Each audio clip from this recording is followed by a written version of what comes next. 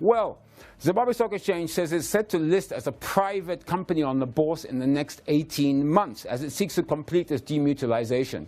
In July 2016, the ZSE effectively completed its demutualization exercise. However, Chief Executive Justin Mngoni says the bourse wants to list and decentralize, creating a small exchange in Bulawayo, which is great news for you in Bulawayo who want to get closer to Zimbabwe Stock Exchange. The Mints in Dhaka Majaka unpacks the story. The Zimbabwe Stock Exchange, one of the oldest exchanges on the continent, says it wants to list itself in the next 18 months. The stock exchange has been demutualized and it's a company now. But the thing is, we think of listing it.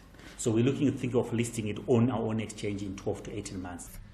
Boni said since the bourse started in Bulawayo, there were plans of setting up a small market exchange in the city of Kings. The stock exchange was started in Bulawayo. So Bulawayo, people from Bulawayo always say, why in Yara? Yes, we're looking at it. And I think if we were to do something, it will be in Bulawayo. So, for example, there's two parts that we're looking at. We have to create a derivatives market, and we are thinking derivative market would make sense in Bulawayo because NAST, they've got a very strong investor in terms of NAST. Personally, I think they're the best investor in terms of the finance side. So it makes sense if we had to do that, that's where we would get the skills. There is some thought that if we do the small market exchange, we do it in Bulawayo. I'm more thinking in terms of the derivatives, some people argue in terms of, but definitely Bulawayo will be where we'll be looking at. At the moment, stockbrokers and government own 68% and 32% of the bourse.